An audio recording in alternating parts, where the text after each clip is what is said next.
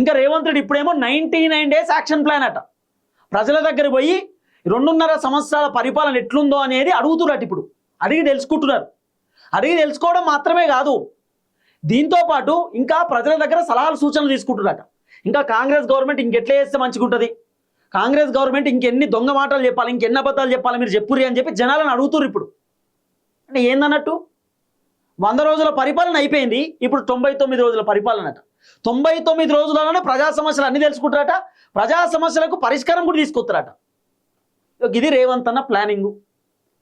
మీకు అసలు ముచ్చట చెప్పనా, ఊళ్ళో జనాలు ఎమ్మెల్యేలు మంత్రులు కూర్చుంటారు కదా, ప్రభుత్వ అధికారులు కూర్చుంటారు కదా, పబ్లిక్ని అడుగుతారు ఏమని, ఊళ్ళో జనాలను వాళ్ళని వీళ్ళని పిలిచి ఒక మీటింగ్ పెట్టి అడుగుతారు, మీ మండలంలో పరిస్థితి ఏంది, మీ ఊళ్ళో పరిస్థితి ఏంటంటే టక్కున జనాలు లేచి ఏమైంది సార్ తులం బంగారం అని అడుగుతురట.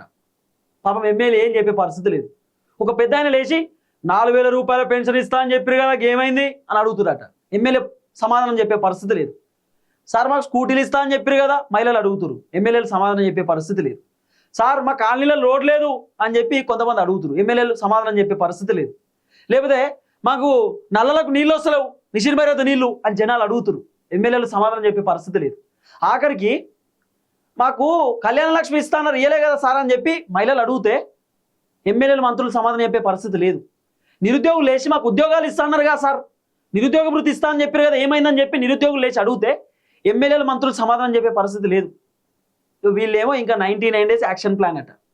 కాంగ్రెస్ ఏదో అద్భుతాలు చేశారట, అద్భుతాలను కనుక్కొని పోతురట. ఏం చేశారని చెప్పి జనాలు పొల్లు తిరుగుతురు తెలుసా, ఎమ్మెల్యేలను మంత్రులను జనాలు పొట్టుపొడు తిరుగుతురు, విమర్శిస్తురు. మీరు ఏం చేసినని చెప్పి అడుగుతురు, మీరు ఏం చేసినని చెప్పి మమ్మల్ని సలహాలు సూచనలు అడుగుతారు. మీరు చేసినా ఏం లేదు, మేమేం చెప్పాలి, మీరేం అడుగుతారు, మీరు ఏం చేయాలి అంటారు జనం ఓపెన్గా. జనాలను మీ కాంగ్రెస్ ప్రభుత్వం మంచిగా ఉందా, పరిపాలన మంచిగా అనిపిస్తుందా అంటే అసలు ఏం చేసిరని చెప్పని అడుగుతారట జనం. ఎమ్మెల్యేల పైన మంత్రుల పైన జనాలు తిరుగుబాటు చేస్తారు, మరలబడుతురు. పాపం ఎమ్మెల్యేలకు ఏం చేయాలో అర్థమవుతలేదు, మంత్రులకు ఏం చేయాలో అర్థమవుతలేదు. ఆఖరి ఎమ్మెల్యేలు మంత్రులు ముఖ్యమంత్రికి చెప్తురట, సార్ మేము పోలేం, మా వల్ల కాదు, మేము పోయి 99 డేస్ యాక్షన్ ప్లాన్లో జనాలతో మాట్లాడాలంటే మాతో కాదు, జనాలు అడిగే ప్రశ్నలకు మేము సమాధానం చెప్పలేకపోతున్నాం.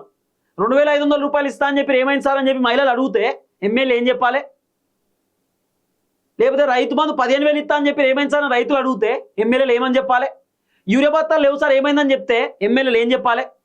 ఎమ్మెల్యేల దగ్గర ఏ సమాధానం లేదు, పోయి అట్లా కూర్చుంటారు. రేవంత్ రెడ్డి చెప్పిండట ఎమ్మెల్యేలు అందరూ ప్రజాపాలన అదే తీసుకొచ్చిన ప్రజా ప్రణాళిక కొత్తది, ఆ 99 డేస్ యాక్షన్ ప్లాన్లో ఎమ్మెల్యేలు కూర్చోవాలి, రోజుకొక ఊరికి ఓర్రి, రోజుకో మండలానికి ఓర్రి, అన్ని తెలుసుకోరి సమస్యలన్నీ.